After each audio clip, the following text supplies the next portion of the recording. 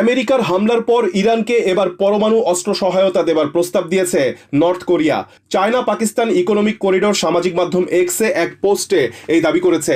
এর আগে গত 19 জুন নর্থ কোরিয়ার রাজধানী পিয়ংইয়ং এর সুনাম থেকে উত্তর পশ্চিম দিকে 10টি মাল্টি লঞ্চার ক্ষেপণাস্ত্র ছোড়ে নর্থ কোরিয়া। তবে ক্ষেপণাস্ত্র ছোড়ার ব্যাপারে বিস্তারিত কিছু জানায়নি দেশটি। নর্থ কোরিয়া যেসব মাল্টি লঞ্চার ক্ষেপণাস্ত্র নিক্ষেপ করেছে সেগুলো স্বল্প পাল্লার ব্যালিস্টিক মিসাইল হিসেবে বিবেচনা করে সাউথ কোরিয়া।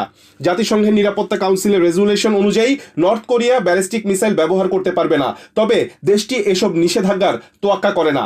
ইরানের উপর ইসরায়েলের সাম্প্রতিক হামলাকে মানবতার বিরুদ্ধে অপরাধ হিসেবে আখ্যায়িত করেছে নর্থ কোরিয়া।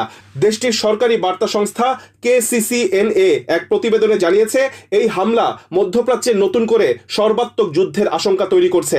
নর্থ কোরিয়ার পররাষ্ট্র মন্ত্রণালয় এক বিবৃতিতে জানায়, ইসরায়েলের এই ধরনের আচরণ ইরানের সার্বভৌমত্বের গুরুতর লঙ্ঘন এবং মানবতার বিরুদ্ধে অপরাধ। নিউ ইয়র্ক থেকে সম্প্রচারিত TVN 24 টেলিভিশন বিশ্বজুড়ে বাঙালির কণ্ঠস্বর।